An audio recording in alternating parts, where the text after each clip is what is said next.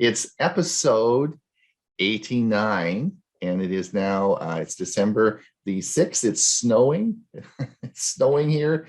Where's Dewey? Dewey, it's snowing. He's down in Mesa, so he's nice and warm, but it has indeed started to snow. It is so welcome everybody. There are 68 people in our in the show today, and we have a bunch more over on YouTube. Thank you so much for coming. As I say each week, it's your enthusiasm that keeps us going and keeps us making videos and keeps us working hard to produce the show. Actually, 2 shows a week now, which is great.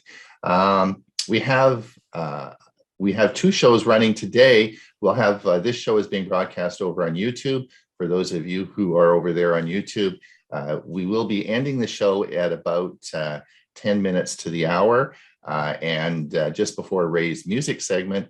And then we will be, and if you want to come over here to participate in the question and answer part of the show, that's great. Just pop over and join in our Zoom meeting, and we will be happy to have you.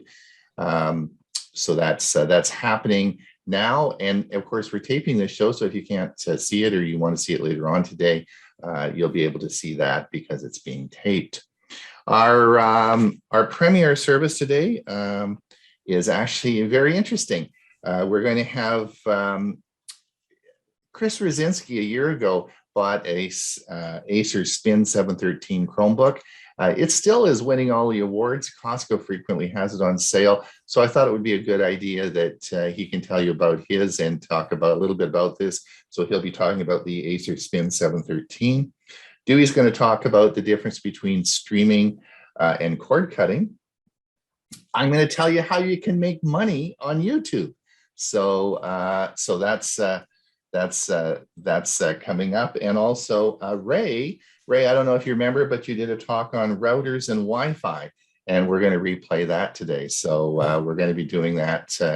That'll all be on the premiere version of our show. And I'm going to talk a lot about that today. We have a little video for you I made on what the premiere service is. We still get a lot of email and questions about that service. So that's all. So we have a big show for you today. Lots happening. Bob, of course, is away. He's off doing a talk at another club.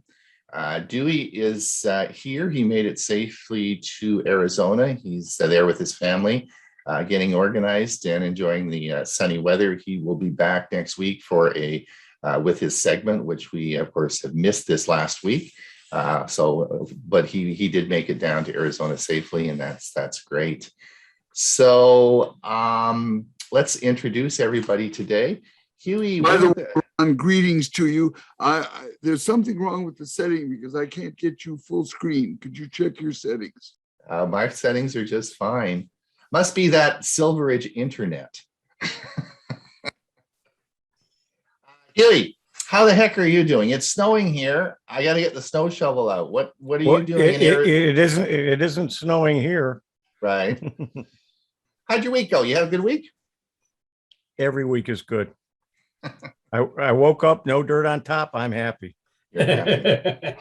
There you go. Now, Ray, does it snow in your neck of the woods? What's happening in the mountains? Oh yeah, I'm at 5,500 feet elevation here, so we get snow most of the time. Though the daytime temperatures are always above freezing, so it melts away pretty quickly. Except like last year when we got 32 inches at one time. That takes a while to go away, but that's a once a decade event. Right. So, and what about you, Bill? You're over in I'm having a seniors moment. Oklahoma City. Oklahoma City, right? Yeah. So, what's the weather there? Do you get snow in the winter? What's happening there? You're muted. So, right now it's 39 degrees, which has been a surprise because yesterday it was really beautiful. It was almost in the high 70s. And we had that weather for several days running. So this morning was a little bit of a surprise. But I still think it's kind of unseasonably warm here. But all right. Dewey, did you want to, I don't know if you're listening, did you want to say anything? Did you want to gloat over the warm weather at Silver Ridge, or what? Did you want to say anything? Well, it's very nice here. That's all I can say. And the biggest thing I'm thankful for is my wonderful daughter and son-in-law who drove our car down here with all of our possessions, unloaded it, helped set it up. I couldn't be happier. Thank you. Look forward to seeing you all next week. Well, I can say that Dewey does have a very lovely family. I've, of course, met them all. They've been, Dewey and I have known each other for many years at Silver Ridge, and I've met his family. And Dewey, you do have a very, very lovely family. Thank you. And they do look after Dad really well. Great, great. All right. Just a couple of things in the news this week that I wanted to mention before we get on to our show. We're going to start a little earlier because we have a lot going on. But the Pixel Watch, yes, you thought you were finished with watch videos that I'm making, right? You thought that's it. No more darn watch videos, right? Well, yes, Bill James, there is a Pixel Watch for sure coming out in the first quarter of the year. And I will be, of course, getting that and doing some more watch videos. So those of you who are starving for more watch videos, we'll see. So far, the specs, we don't know a lot about it. Other than the leak came this week. And, you know, Google being Google leaks like crazy. So I'm assuming we'll know everything. You know, the Pixel phone we knew everything about it before the launch date. So I'm sure we'll know lots about it. So maybe they'll have some tricks up their sleeves, but so far it looks pretty boring. But anyway, we'll see what happens. Microsoft is rolling back Windows 11 controversial default browser setting. So, Bill, do you think they're getting scared about the Europeans launching another $1 billion lawsuit against them, or what do you think? They're coming to their senses? No more dirty tricks, or what's happening? I don't really know. Although I did work on a Windows 11 computer this week, where the individual wanted to have Chrome as the default browser, and I was able to do that with not too much of a problem, but I think they're probably fearful of being sued for that, right? Because it is restrictive as far as free enterprise competitiveness and all of that business. Yeah. So another interesting fact I found out about Windows 11, which came to a surprise to me, and I'll pass that on, is that anybody that wants to do an external backup, use an external drive to back up their Windows 11 machine, they'll find a surprise that there's no obvious way of doing it. However, you have to use the old control panel and then go to Windows backup that you'll see in the control panel. Oh, on the Windows 10s, yeah. For the Windows 11 computers, but it's not straightforward, that you just can't plug a USB drive in there, because surprisingly, the default is OneDrive. But for surprise. But the thing about it is that, I didn't notice that right off, because that's what I use for my backup. I use OneDrive as my backup. So I wasn't cognizant of that until somebody brought it to my attention, and then I had to go research it. And so I'll put that out when we do other demos, that's how you can back up to an external. Yeah. Thanks, Bill. Okay, we're going to start. Bob, of course, isn't here, but we have a segment ready to go, and I'm going to plug that in, and we are going to have a look and see what Bob has to tell us about the bad guys. Here is the Avast Security News Roundup for the week ending December 3rd, 2021. Hackers almost stole your DNA and got some financial info instead. Hackers could one day steal your DNA to resell on the black market, and they may not have a hard time doing it. DNA Diagnostic Center, a genetic testing firm based in Ohio, now confirms that it suffered a data breach that affected over 2 million people. And what's worse, it took the company 6 months to notice and disclose the breach. The good news is the hackers only stole backup data from the DDC. This data dates from 2004 to 2012 and contains no genetic information. But hackers did obtain the full names, credit card numbers, and CVVS financial account numbers and account passwords for some individuals. While much of this information is now outdated, hackers could still use it to steal your identity. It seems like the DDC lucked out here. That's because it totally did. The data breach is probably not an immediate threat to those who are affected, but hackers didn't gain access to any genetic information. For full details, read the article on Review Geek. Shoppers don't want to hand over their data. A new poll commissioned by e-commerce search specialist Empathy.com revealed that most shoppers distrust online stores and choose not to share personal data with them. In the survey conducted by Census-wide, 4,000 British consumers were asked about their online shopping preferences. About 22% claimed they always use guest checkouts so they would not have to share any sensitive data by creating an account. When asked if they're extra careful when providing personal data and accepting legal notices, 42% said yes, while another 40% agreed they do not like being asked for unnecessary or sensitive data.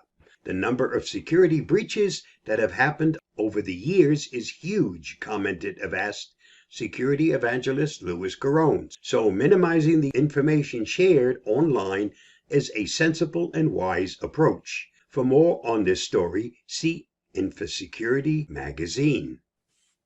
Malware on Google Play downloaded 300,000 times.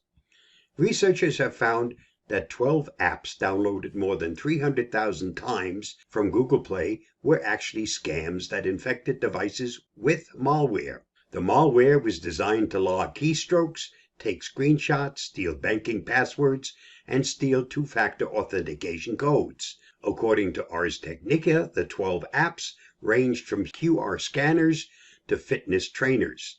They fooled Google security by initially functioning like authentic apps. They did what they were supposed to do, but soon they would prompt the users to update, and that's when the malware would get downloaded. Google reports that all 12 apps have been removed from the shop. For more, see CNET. Australia considers classifying social media platforms as publishers. A new bill being promoted by Australia's Prime Minister would classify social media platforms as publishers, thereby making them liable for any defamation complaints.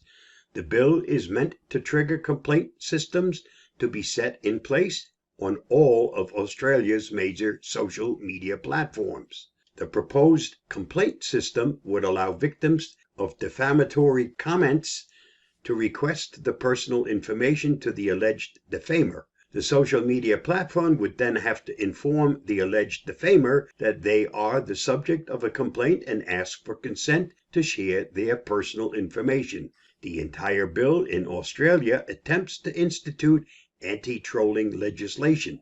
To learn more, see ZDNet. New York AG pressures Amazon to improve COVID-19 protections. New York Attorney General Letitia James is seeking a court order to require Amazon to appoint a monitor to oversee health and safety measures at its Staten Island warehouse after more than a year of workers' protests. The Staten Island warehouse employs about 5,000 workers, and James alleges Amazon's contact tracing program fails to identify employees who came in contact with others who tested positive for COVID-19. The AG is also asking the company to reinstate worker Christian Smalls, who was fired after leading public protests against Amazon last year, accusing the company of failing to keep employees from contracting the virus at work. For more on this story, see The Verge. Phishing actors start exploiting the Omicron COVID-19 variant. Threat actors are quick to adjust to the latest trends and hot topics, and increasing people's fears is an excellent way to cause people to rush to open an email without first thinking it through. In this case, The Omicron variant is an emerging strain of COVID-19 that has scientists concerned over its high transmission and the potential ineffectiveness of existing vaccines against its mutations. This all makes it an ideal topic for fishing, and even the vaccinated are worried about how Omicron would affect them in the case of an infection. For more on this topic, read Bleeping Computer. There's been a large rise in ransomware in Q3 of 2021. There was a significant rise in the ransomware submission this quarter, with submissions rising from 137,537 in Q2 to 181,051 in Q3, an increase of 31.64%. Stop Deja Vu was by far the most submitted ransomware variant in Q3, accounting for 76.4% of all submissions, up from 71.2% in Q2.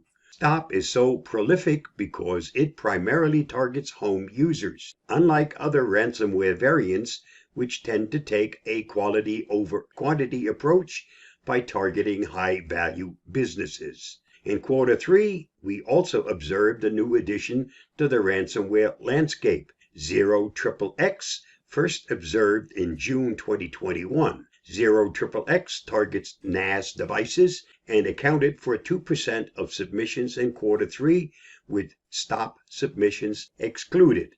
For more on this response, see MCSoft. This week's must-read on the Avast blog. While George Orwell may not have predicted the surveillance society of 2021, the similarities are too close for comfort. 2021 is a reminder the threat of Big Brother still looms, but we have the power to stop it. Follow the link for the full story. And that wraps up this week's Avast Security News Roundup. Stay safe, stay secure, and I'll see you again next week. Bye-bye. Thank you. Thank you. Thank you, Bob, wherever you are. All right. Excuse me. Let me start my segment now. Good day, Ron Brown with Tech for Senior. Facebook Portal TV, a new level in communication. This week I used my Facebook Portal TV for a Zoom conference call. I used my Portal TV to get a Facebook Messenger call from my daughter and family in China. And I also did a three-way conference call using it with Facebook Messenger. This is an outstanding product, and I'm going to explain why. I'm going to tell you about the magic sauce that makes this work so well and why I decided to do a video about this. Now, Facebook Portal TV is a device that you attach to your TV, and it allows it to be turned into a communication tool. Yes, you can use Zoom on this. It provides a camera and microphone for your television. You don't need a computer. Now, there are a number of other devices on the market, as you see on the right side of your screen, that actually are similar devices. Now, we're finally starting to see televisions arrive with Zoom capability. And the first off the mark is, of course, the new Fire TV Omni series by Amazon. Zoom finally gets a smart TV app, but only on the new Omni TVs. And this has a built-in microphone, but you will have to purchase a camera to add on. But this will, later this year, it will be getting the Zoom app, so you'll be able to use this right on your new Omni TV. Now, you know the routine. If you like this video, please click the like. And if you'd like to see more, please click the like and subscribe. Thanks so much. Let's get on with the show. Facebook Portal TV is part of a suite of products made by Facebook. I purchased this on sale for $99 with the regular retail price as $200. You'll see from the diagram here that there is a number of other Facebook tablets or desktop displays. The Facebook Portal TV is specifically designed for your television to allow it to be a communication tool by providing a microphone and camera. Now, what comes in the box? There are 3 parts in the box. One, of course, is the camera microphone device. This is well made and you'll be impressed. It's heavy, solid, not cheap plastic. Well done, Facebook.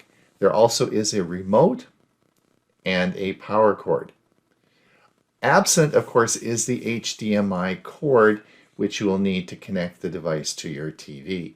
Your TV must have an HDMI input for this device to work. So you're going to have to go and buy an HDMI cord. Don't buy it at Costco because they'll want to sell you 2 HDMI cords for $20. Don't go to Best Buy. They'll want to sell you 1 HDMI cord for $20. Buy it on Amazon. You can get the Amazon's basic HDMI cord. You'll only need a 3-foot cord for $6.85, and it'll probably be delivered within 2 hours because they're readily available. So you might look at that because you will need an HDMI cord to connect this device. It does not come with it. Now in this picture, you'll see that I have mounted this device on the top of my television. It can actually be mounted either on the top or underneath on the bottom. The cameras are intelligent cameras and will actually move as you move around. I'll explain that a bit later. So it is your choice. You'll see that there is a clip on the front and it makes it very secure and easily mounted on the top of your TV. Now in the top right diagram, you'll see there are 2 connections into my television. The top is an HDMI coming from my cable TV, and the second one down, of course, is the Facebook Portal TV. You must have an HDMI port available for this device. If you look down in the setup on my TCL TV, they'll all be a little bit different. You just have to go to the setup for port 2, and I labeled mine Portal TV. This makes it easier when you're trying to find port 2. You just look for Portal TV. I'll be explaining that a bit later. Now the setup is super easy. The first thing you have to do is connect to your Facebook account, and you know there's the usual pairing where you go on to facebook.com device and they'll give you a code to enter in, and there's a simple pairing with your Facebook account. After you do that, of course, they'll want to download the latest update. This takes a few minutes, and then it looks into your Facebook Messenger account and will import your contacts from Facebook Messenger right into your Portal TV. There are 3 ways that you can control this device. The first is with the remote that comes with it. The second is Miss A. All the commands we'll be talking about today can be done through voice control. There is also a virtual remote control using your Portal TV with the virtual remote in the Portal mobile app on your phone. I would like also to draw your attention to the fact that you can use Netflix and Prime Video on this device. These apps are included. You will, of course, have to sign into your account. The smart camera automatically adjusts to stay with the action, whether you're moving around the kitchen, chasing the kids, or in the living room. I want to give you 2 examples. If you could look on the right side of your screen under the Zoom Browns Happy Hour. This is a happy hour I have Friday afternoon at 4:30, and we connect with a group of people across Canada and the United States. I used my Portal TV this week, and it was great. I want you to look at the top left-hand corner of the screen and focus on Gail and I. You'll see as I leave and enter the room, the change in the camera angle and zoom. I didn't do this, this occurred automatically. Let's have a look. So here I am, and as I leave the room, watch the camera as it zooms in now on Gail. This occurs automatically.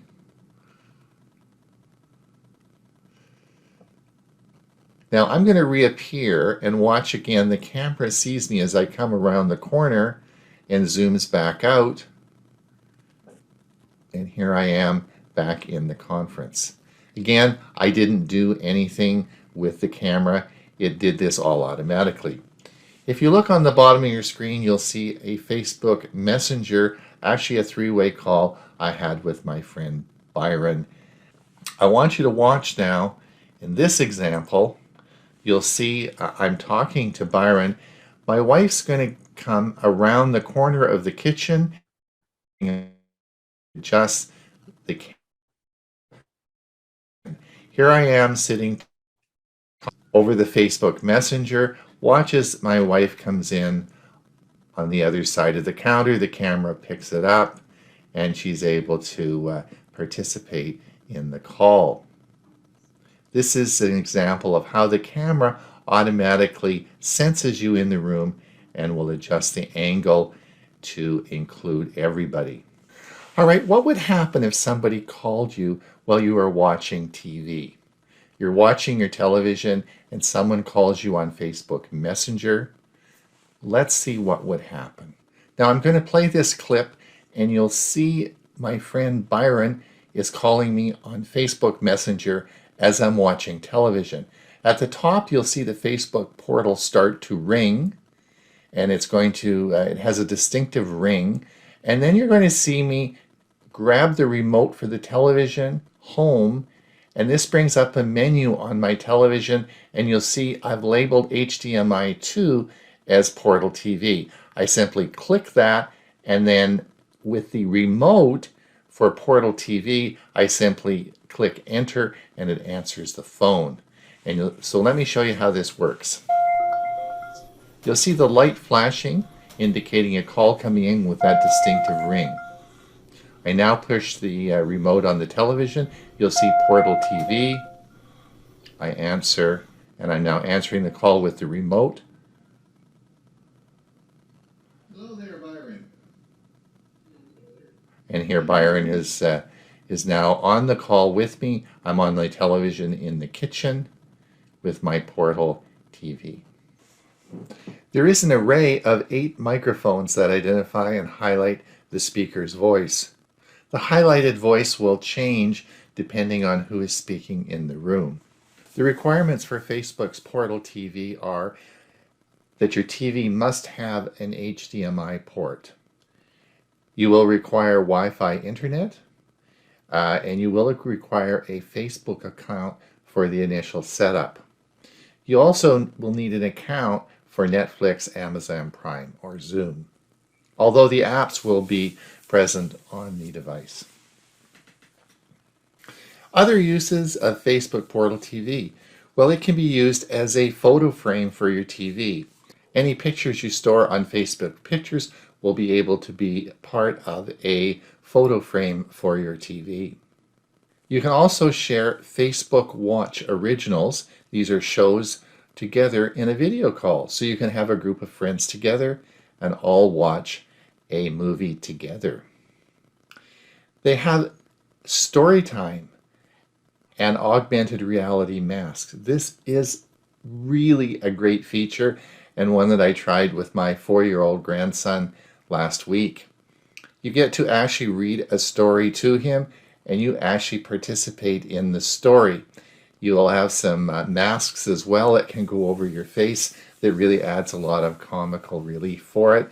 I think it's a lot of fun, and if you have grandchildren, you'll definitely want to try it. You can also stream apps. As I said before, you can stream Netflix, Prime Video. So you can take a old TV that has an HDMI port and make it a pretty modern device. Now I'd like to talk about the unique use for seniors. Again, as I've said, this device works on any TV with an HDMI port. So you can take an older TV that is not a smart TV and create a very smart TV with this device. The other thing is it's not a computer and it works with your TV. You know, there are just some people, particularly as we get older, who just don't want to be bothered with computers. They're not interested in tablets or any devices that resemble a computer. Well, this isn't a computer. It's part of your TV. And most seniors will have a TV in front of their bed. Also, if you have any vision or mobility problems, this can all be done through Miss A. and can operate with voice commands. So if you have trouble with holding a tablet, you have arthritic fingers, you just don't do well, this all can be done through voice commands. And it's going to help seniors stay connected and avoid social isolation. This is a good one. We need to talk about it, and I hope you share this information with friends and seniors. Plus, Ron Brown with Tech for Seniors, a new level in communication. Facebook Portal TV. Give it a try. It's a good one. All right. So if you have any questions, we'll be able to answer that in the question and answer. I'm going to reshare my screen now before Hewie comes on, and Bob has one more tidbit of information for us. Stay away from Verizon's Custom Experience. Custom Experience is data collection in disguise. On its FAQ page, Verizon says Custom Experience uses information about the website you visit and the apps you use on your mobile device to help us determine your interests, such as sports lover or outdoor enthusiast. Don't worry though, because the company says we make efforts to eliminate the use of websites that may be sensitive in nature. For example, we employ filters that are designed to exclude websites related to adult content, health conditions, sexual orientation, and others. How nice of Verizon to make efforts to avoid websites you might not want the company to know about. Of course, trying means that the firm could fail and see every website you visit, including sensitive ones. There's also Custom Experience Plus, which gives Verizon even more access. Verizon says this adds device location information we obtain from the Verizon network and from Verizon apps you have permitted to collect location for these purposes. Information about your Verizon Fios services and customer proprietary network information. Verizon does say that it doesn't sell the information to third-party advertisers. Instead, the information is for Verizon's purposes only. We do not share information that identifies you outside of Verizon as part of these programs other than with service providers who work for us. These service providers are required to use the information only for the purposes Verizon defines and not for their own or others' marketing or advertising purposes, the FAQ reads. The biggest issue with this program is that it's opt-out. If you're on Verizon, you're enrolled in Custom Experience by default. You will be part of the Custom Experience program unless you opt out. You can opt out using the privacy preference page on My Verizon site or the privacy setting page within the My Verizon app, says Verizon. It's easy to opt out through the Verizon app, but that doesn't mean making it opt out is okay. Log in with your account and uncheck the boxes next to Custom Experience and Custom Experience Plus to keep Verizon from seeing just about everything you do with your phone. The recommendation is that you opt out, as there's no reason you want your wireless carrier to see this much about what you're doing. Always do some research before opting into anything new. Many things aren't what they seem once you look under the covers, especially if the advertising hype posts a rosy picture. Read the full story on this topic written by Dave LeClaire, editor of How to Geek. Stay safe, stay secure, and I'll see you again soon. Bye-bye. All right. Hewie, are you ready to roll? I certainly am.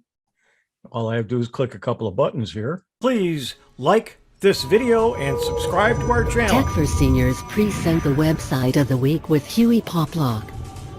Website of the week number 5. I'm Hewie Poplock. Today we're going to talk about Scam Advisor, and just for the fun of it, I'm going to throw in another website called Fake Spot.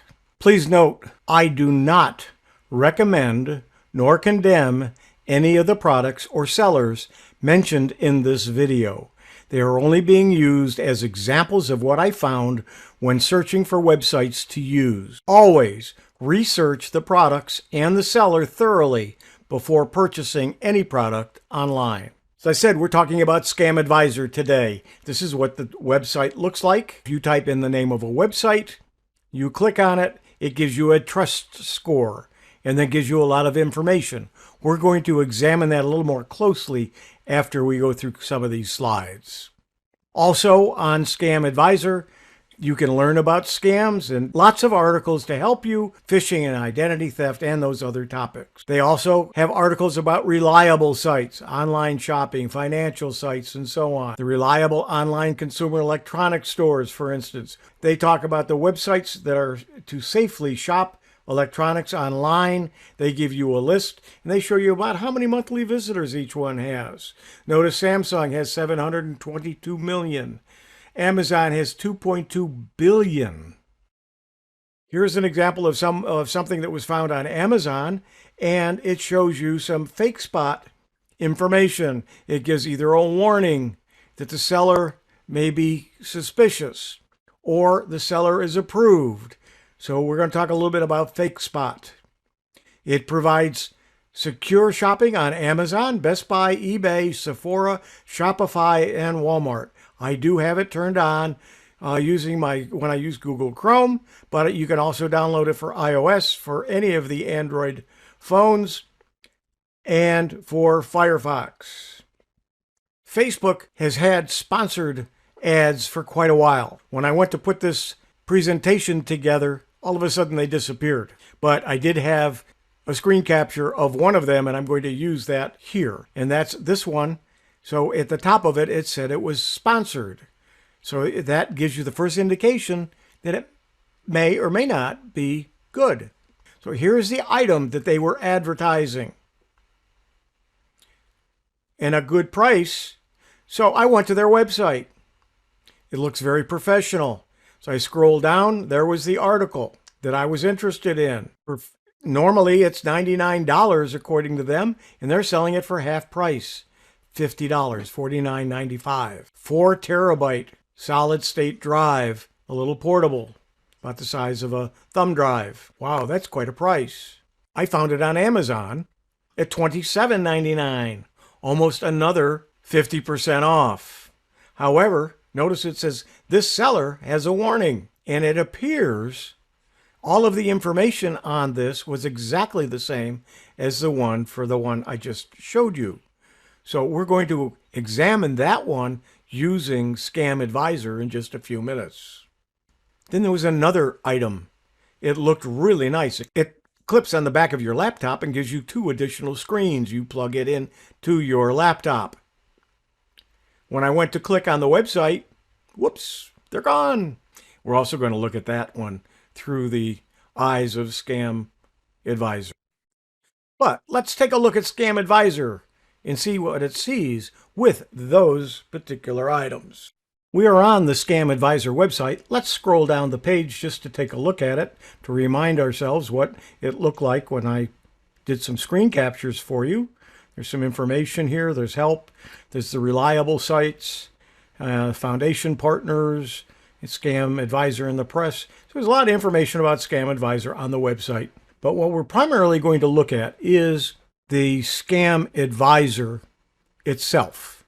So let's put in one of the websites and tell it to search. You're seeing this real time. It's been reported as a possible scam, and it has a trust score of 1 out of 100. Certainly would discourage me from buying from that particular seller. Let's scroll down and see what it says. Why does that website have a very low trust score?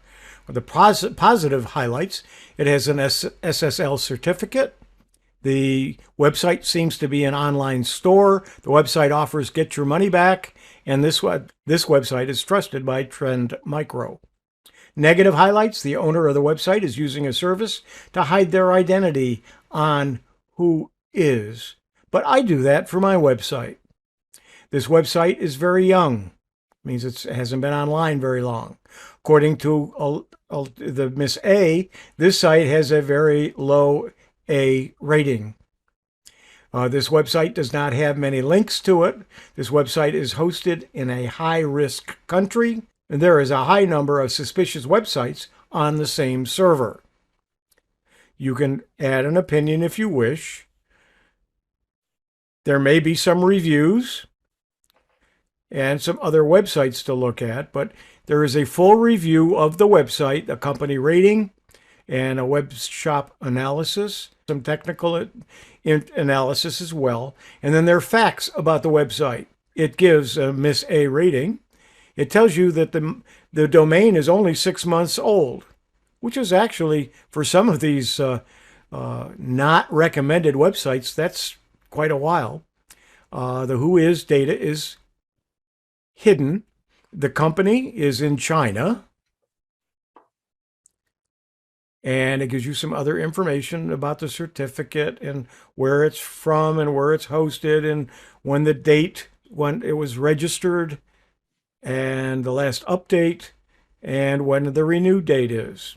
So you can see, using this website called Scam Advisor, it may give you enough information to maybe think again about purchasing from this website. Let's look at this one. Search.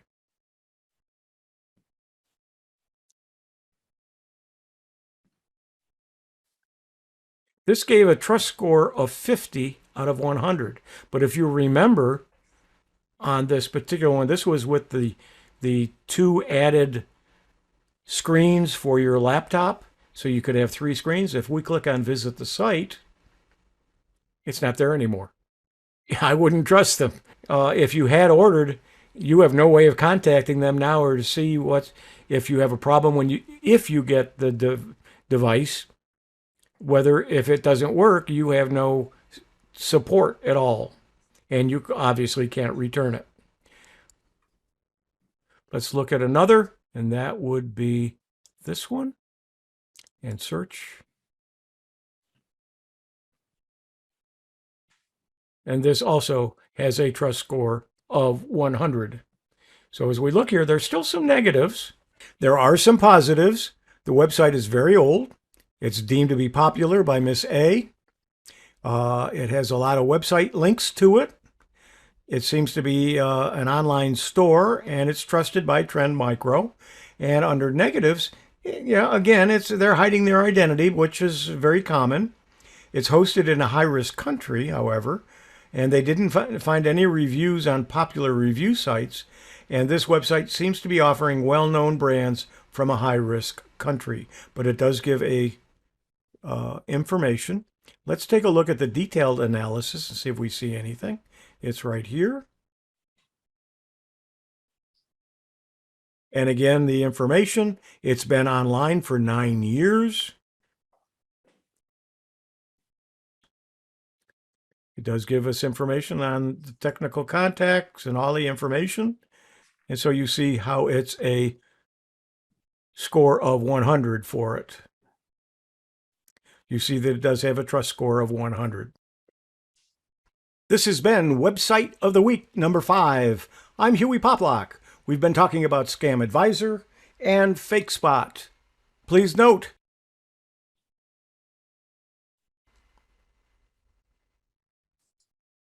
and there we go. Thank you. That's great news. Wow, I'm going to use that site. That's cool. We'll probably have lots of questions about that in the Q&A, so I'm going to hold your questions. The next segment I wanted to do is I get a lot of email about our YouTube Premiere services coming up at 1/2 the hour. And they're wondering, what is this? How do you get there? And so I did a video on this just to let everybody know. I just wanted to play this for you. Good day, it's Ron Brown with Tech for Seniors. You know, at Tech for Seniors, we're always trying to improve our product and add new features. Well, today I have a big announcement, and we're adding a new feature that will be using YouTube's Premiere feature. You know, we've got a lot of content on our YouTube channel, and we're anxious to have it used. So what I've done is I've gone back to each episode and created a short 20-minute video on the pertinent information on that particular day. For example, 1 year ago, episode 16, Hewie did an excellent talk on Snagit, and I talked on old photographs. So I've taken that information and put it into a 20-minute video with the idea that you could use this in your computer club, or you can use it for educational purposes as you wish. We're going to broadcast this on YouTube Premiere. So what does this mean? Well, the format of our show on Monday will stay the same. We're going to have a 60-minute show, as we always have, followed by a Q&A session of about 20 minutes. We're then going to let you get up, rest, maybe go to the bathroom, and at 10:30 or at 1/2 the YouTube Premiere version will start. This is a YouTube video, and in this case, it's a 20-minute video on what to do with old photographs and Snagit, and it will start automatically at 10:30.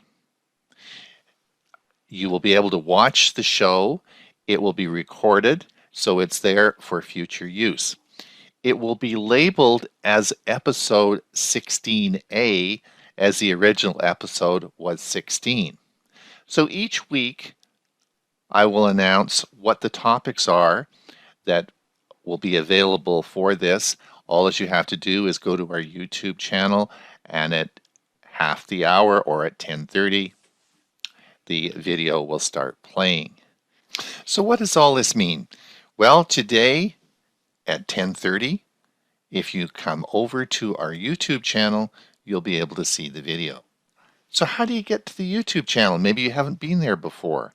Well, if you go to www.tech4senior and click on the live stream button at the top of the page, it will take you directly to our YouTube channel. When you get there, you'll see this menu. And if you look here, you'll see, of course, our upcoming Tech for Senior Live on Thursday.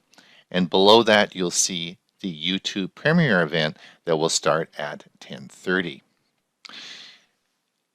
The event will continue on for 20 minutes and then stop. We'll have no further discussion, and you will be able to play this video back and use it as a regular YouTube video. There is a chat feature on there, and I'm not sure if we'll monitor the chat or not. We haven't made a decision about that yet. If you had any questions, you could certainly bring those up the following week. So this is a trial program. Hopefully you'll be interested in this and see how it works out. So let's see what happens with our new feature at Tech for Senior, our new YouTube Premiere event. There you go. So Ray, just before you get started, Bob has one more thing. He's been busy this week. So I got one more little thing to show you from Bob, and then we'll get on to your segment here. Let me just share my screen again. Here's a reminder to make sure you're always getting legitimate software. Attackers hide malware in cracked, illegal, unauthorized, and repackaged copies of software. This gives people who are themselves trying to steal software more than they bargained for. This summer, we talked about Krakonosh hiding in cracked versions of top games and how its coin mining malware netted attackers over $2 million. Avast Threat Labs has released new research highlighting another family of malware that uses the same trick but is spread even more widely. Coin Helper is another coin mining malware family that is bundled in with cracked, illegal, unauthorized repackaged copies of games and programs and has netted its authors more than $330,000, primarily from Monero, but also Bitcoin and Ethereum.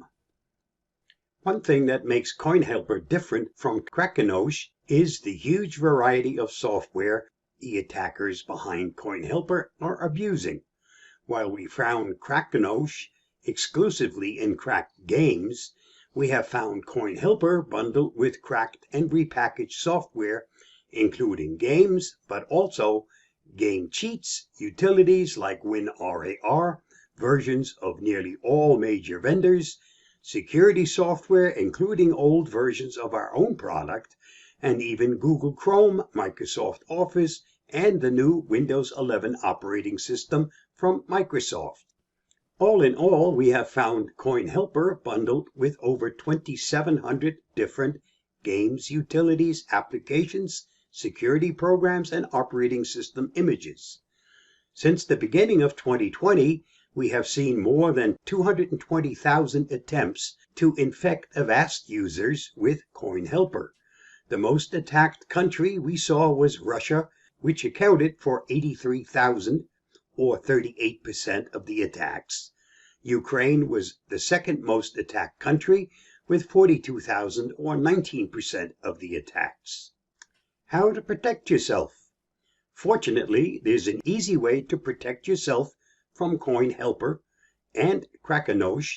Don't download illegal, cracked, unauthorized, repackaged copies of games, cheats, applications, security software, and operating systems.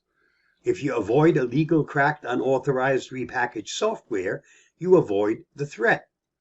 Every instance of Coin Helper we've seen is in one of these kinds of software, never in legitimate, authorized, or legal software. The way you do this is you only get software from known trusted sources, like the Windows Store or vendors' official websites. You can also check the digital signature of an installer to verify it by right-clicking it, selecting Properties, and verifying the information on the Signature tab. Finally, you can always tell something is sketchy if it urges you to disable your antivirus before or during the installation. Legitimate software should never advise this. If you make sure you're always getting legitimate software, you can avoid threats like Coin Helper. Stay safe, stay secure, and don't accept any wooden nickels like Coin Helper. I'll see you again soon. Bye-bye. Thank you, Bob, wherever you are. Thanks so much again. So Ray, I'm just going to say goodbye to people over on YouTube. Yep. And then we'll get going. Thank you so much. If you're over on YouTube now, and there are a few people still over there, you can come over to our Zoom meeting. We're going to end the broadcast now to YouTube. Thank you for coming, and we will see you same time, same place next week. Okay, Ray, take her away. Yes, sir. Here we go. Christmas song duet by two music giants from different genres and generations. So it's not that often when two superstars from different genres and generations in the music industry get together to sing a duet. Yes, it does happen, and even I in the past have presented Ed Sheeran with Italian soprano Andrea Bocelli, and more recently Tony Bennett with Lady Gaga. But the point is, it is still somewhat of a rare occurrence. So way back in 1977, the Bing Crosby Merry Old Christmas television special was filmed in September that year, with the broadcast date set for November 30th. Sadly, it turned out to be a posthumous event, as Bing died on October 14 at the age of 74. I would wager that the song most folks associate with Bing Crosby more than any other is White Christmas, written by Irving Berlin, a Jewish immigrant no less, for the 1942 musical film Holiday Inn. So over these last almost 80 years, Bing Crosby's version of White Christmas continues to be the world's best-selling single. It is the best-selling single of all time, with estimated sales of 50 million copies. Music historian Steve Probst, who I got to know quite well and became friends with when I lived in Southern California, wrote along with well-known music critic David Marsh the following: White Christmas changed Christmas music forever, both by revealing the huge potential market for Christmas songs and by establishing the themes of home and nostalgia that would run through Christmas music evermore. Appearing as a guest on the Christmas TV special with David Bowie, he was age 30 at the time, and already a household name with younger fans, mostly due to his flamboyant persona, which was evident with the huge success of his album with the unusual title, The Rise and Fall of Ziggy Stardust and the Spiders from Mars. Bowie died in 2016, but not before amassing sales of over 100 million records worldwide, making him one of the best-selling music artists of all time. So this Christmas TV special has a skit where Bing is visiting a relative in England who just happens to live down the street from David, who drops by, introduces himself, and asks if he can play the piano. After an interesting chat about musical taste and interest, they sing as a duet, Peace on Earth and Little Drummer Boy. So the clip I'm going to show now includes the chat time between these two musical giants, which for me is just as entertaining as the actual singing. All right. Well done. That was great, Ray. Thanks so much. Yes, indeed. And for those of you who may have forgot, Ray has a playlist that we have in our newsletter on Tuesday. And if you download that playlist or just copy it over, it has all of Ray's segments in it. Over 100 songs. You can just simply play it all day long and listen to it over and over and over again. Right, Ray? If that's what turns you on, by all means, please do it. Well, it's pretty cool. You can keep playing, and I add each week. I add this segment will be added to that playlist this week, and so you can keep listening to all the songs that you hear. So thanks so much, Ray. That was great. It is now 3 minutes past the hour. So wow, that was a big show today. Anyway, I want to thank everyone for coming. We're going to move into our question and answer series now, part of the show. If you have to take off, don't forget we have the premiere service coming at hour. Everyone should know what that is now because we just did a video on that. So that should, lots of interesting stuff happening there. And don't forget Tech for Senior Live this Thursday. Ray, you're going to join us this Thursday? Yes, I got the invitation. I'm happy to be there. Yeah, so great. So we're going to have a good chat with everyone on Thursday, and we'll see everyone back next Monday.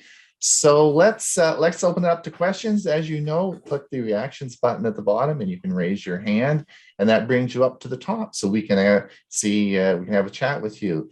All right, let's talk to Carl first. Carl, what do you any questions? Yeah, I have a question for the security guru, Bob. When I log into my bank with my computer, if I use a different computer, the bank already knows I have different hardware. And of course, it wants me to confirm the security questions or two-point verification. How easy is it for the bank to know my hardware? Well, so that's very interesting, Carl. So what happened last week was for a variety of reasons I won't get into. I decided to delete all the cookies off my browser, and that created a nightmare for the whole week for me because nobody knew who the heck I was. And so I ended up, so the answer to the question is cookies. And I mentioned that in the video last week that I put out on two-factor authentication. Those of you who strip out all the cookies are going to make life miserable like mine was this week because my bank didn't know who I was. And I had to go and answer all those darn questions. But I log into my bank off my phone, off my Chromebook and off my main system here. And they know who I am, right? And then they do that by a variety of technologies. And also the banks also may be putting something on your computer that also adds another layer of security. They're pretty sneaky, and they really want to know who you are to keep your money safe. So sometimes they actually add some other little things that keep you, so they know who you are, and that's the point. Did that answer? Sometimes too. I didn't think about the cookie issue. Yes. I was thinking that they were actually reading my hardware credentials, but well, the cookie may do that. The cookie may be looking at your hardware credentials and actually confirm exactly who you are. That could very well be what it's doing. Sure. Thank you. And sometimes on your phone, you don't want to click remember me, because if you should lose the phone and they can get in it for whatever reason, now they can get into your bank account very easily. So you don't do that automatically on every device. You might want to think in terms of what happens if somebody steals my laptop or somebody steals my phone, especially if you take your laptop and move it around from place to place, or somebody could steal out of your car, from a restaurant table or whatever. So you want to be careful on having it recognize it, and you're better off doing the two-factor authentication. That's a good point, Hewie, because I never do save my login on any site that has banking or any credit card information. I just don't do it. Thanks, Carl. That answer your question? Is that okay? Yep, good. Great. Thanks, Jim. Go ahead.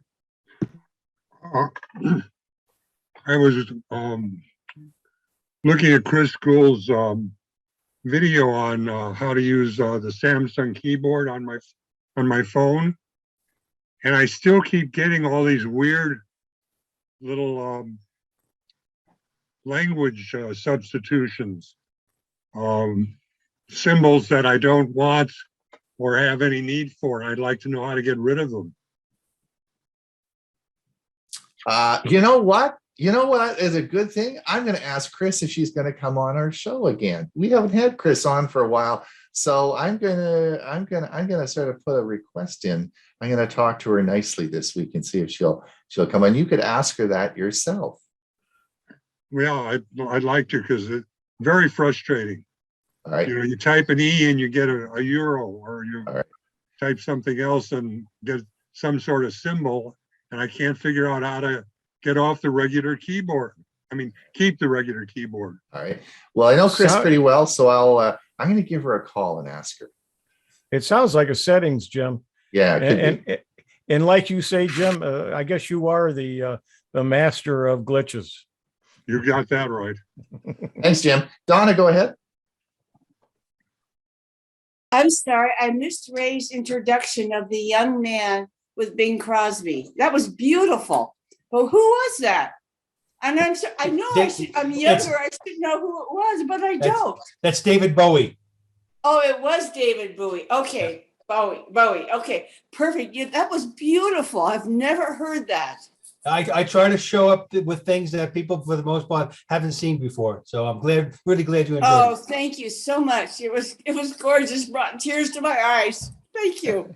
You're welcome. And sadly, both are dead now, right? Yes, yeah. Bing back in '77, and in 2016, David Bowie left at an early age. Yeah. Roberta, go ahead. I was just wondering, how come I'm always the first person on the screen? Because you're the most important. Well, I keep thinking, well, maybe, I don't know what that's about. Usually the order on a screen is based on I think it's based on when you come in, I think. And it varies on each person's, it varies on each person's screen. In Roberta's case, she's raised her hand. So that's why it puts her up at top. Oh, that's right. Yeah, that's right. No, I mean, without raising my hand. The user always sees themselves in the front. Every user sees themselves on the top row. Yeah, we may not see you the same way you see yourself. Everybody's position is different on their screen. Oh, I didn't know that. So it's just on my screen that I'm first. Right. Yes. On everybody's screen, they're usually in the top row. I told her it was because she was special. Come on, you guys. Don't like that. All right, Sunday, go ahead. Sunday, unmute yourself. Sunday Ruth. All right. I have two quick questions. Ron mentioned he got a drone recently that he would in the future be reviewing, and I wondered which one you got. I got the Mavic 2 Mini. Mavic 2 Mini. Okay.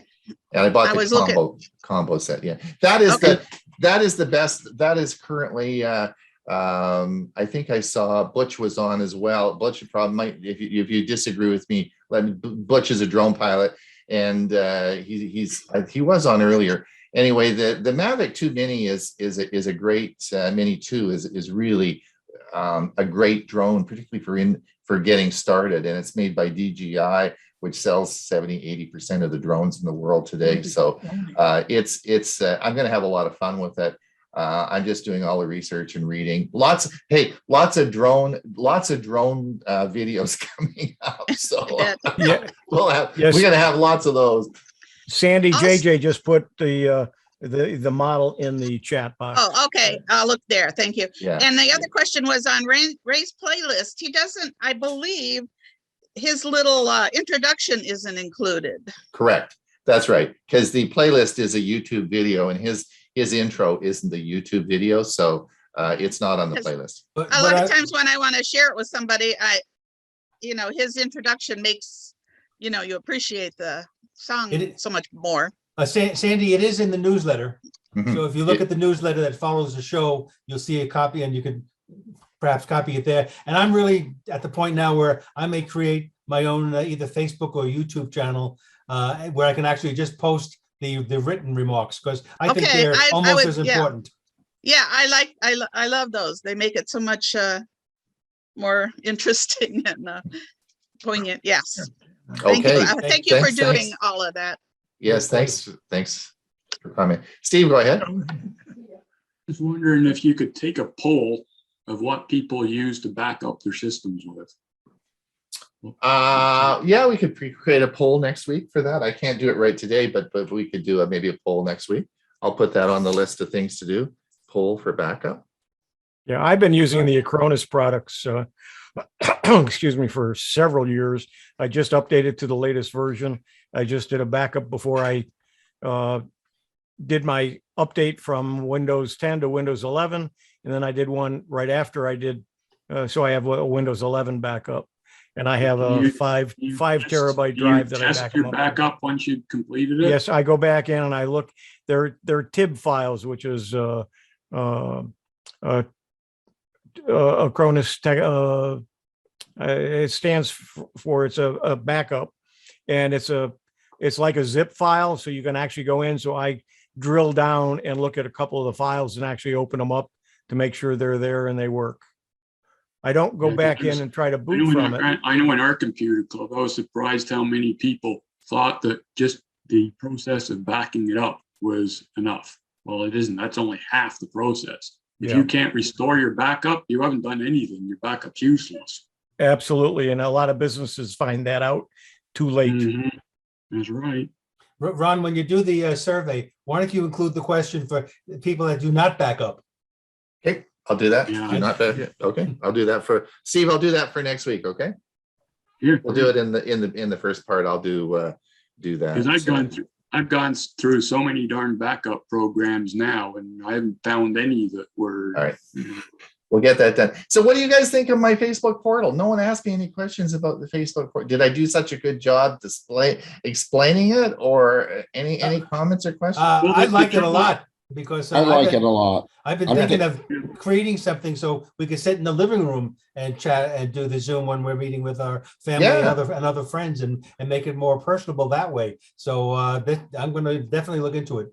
Now, remember, Ray, if you're sitting in your room with your wife or maybe some other people, and you start talking, the camera will turn towards you and the array microphone will go towards you. And then when someone else starts talking, then it will change. So it's picking you up as you go around. It's not like, in an existing Zoom meeting now, you would only be the camera, or the microphone would only be aiming towards one person. So it's pretty cool how it works. It worked really, where we have this happy hour on Friday at 4:30, and there's usually 10 or 12 couples in the Zoom meeting. It really worked well in the kitchen, sitting around the kitchen table having the meeting, rather than trying to scrunch up, trying to look at a little laptop window. Exactly. I know. I think that feature alone is worth it. The one problem I with have trying to get people to use it that don't have a computer is, chances are, if they don't have a computer, they won't have an internet either. So, well, that's true. Although internet, this thing's not going to work, is it? But that's not entirely true. First of all, there are, if you're in a lot of seniors residences, not necessarily aged home care, but if you're in senior residences, there will be internet provided. There's a universal internet that's broadcast through the whole unit, and you can connect. So and there are a lot of people a lot of seniors that are in those that have TVs, but they don't have laptops or tablets. And this would be great because it sits on the TV, connects to the internet, and they would pretty simple. Just it's so simple to connect to a call. So it works out very well. Here, you had something you want to say? Yeah, one problem I have is HDMI ports on my TV. One has 2 and one has 3, and on all of my TVs, or both of my TVs, I use them. Right. So I have in the past purchased an extender that plugs into one of the HDMI ports and then gives you additional HDMI ports on that HDMI port. So Right. it's another remote they have. It's another remote. Yeah, but can you imagine if you had an older TV that, you just didn't know what to do? It wasn't a smart TV or anything like that. You just plug this into the HDMI port, and not only do you get Netflix, you get Amazon Prime, you get the whole, it works for everything. And it's a way of really getting your old TV as a smart TV too, at very little cost. Yeah, I wonder if how much does it cost? Ron paid $100, but it normally runs $200. Is that correct, Ron? Yeah, and I think that was Canadian. So it's probably 70, and a little bit less. It's. I'm also wondering that some of the user groups use TVs as a TV as a monitor. Oh yeah. I'm wondering if this could be used for some of the hybrid meetings. Yeah, it'd be good. And save the issue of the microphone issues and cameras. It might work. It might be worth a try to play around with. Yeah, the good application for that. Donna, go ahead. Yes. What's the difference between cloning and a backup? Aren't they the same? Yes. Well, no. Well, cloning is cloning. Well, it depends. I mean, a clone is part of a backup procedure. A clone is where you take an image of your existing hard drive and clone it into a backup. So it has all the information. A backup, when people do backups, they back up usually their data. They don't often back up. Okay. Difference between cloning and an image. Maybe I let me word it differently. What's the difference between cloning and an image? Cloning is an image, is the way I read it. What it is it's an exact copy, and not only is it an exact copy, but if you put that cloned or imaged, if it's a clone drive, it's a duplicate of it. An image is a file that contains all of that information that you can install or restore, I should say, to a brand new drive, and it will make it the same, or it will make a duplicate of it. It'll be just like a cloned drive. So an image is a file, right? And the clone is the whole drive with all the information on it. Okay, so my thought back for Steve was Macrium has a compression. That's why maybe the size wasn't the same. But then I thought, well, maybe I'm not sure between the image and the clone. So anyway, that was my thought. Okay, thank you. We only have 1 minute left, and I'm going to give Roberta, if you don't mind, I'm going to give that to Neil because he hasn't had a chance to ask a question yet. But I only have one minute left. Neil, do you have a short question for us? Well, I just had a statement I wanted to make. We have been using your Facebook Portal TV set up Portal TV at our Sunday school, which we have a hybrid service with for the last 3 weeks or so. Oh, okay, good, yeah. And it's great. We've been we're doing something brand new. That's a good point. That's really good. I'm glad it's I'm glad somebody has tried it and it works. So that's good. Good news. Yeah, that's great. Thanks for that. And I'd appreciate any further comments, as we go along. Keep us posted on how it's working out, eh? Right. And it's $79 at Amazon. I just posted it. Right. Which would be, because I ordered it on the Canadian site. So that would be, that's right. It's well made. I mean, they're Neil will probably attest that they're well made devices. Roberta, do you have a 30-second or less question? Well, I was just going to say that Facebook Portal TV has the same thing on the top. It looks like my Wii exercise that's really old. It has the same type of thing that knows where you're moving and stuff. So I don't know how I'd put another one on top. Well, you could go in the bottom too. You just need a face, but you'll need another HDMI port. You need a port to plug in. All right, listen, thanks so much. It's time to leave now. We're going to thank you for coming, and we will see everybody next week, same time, same place.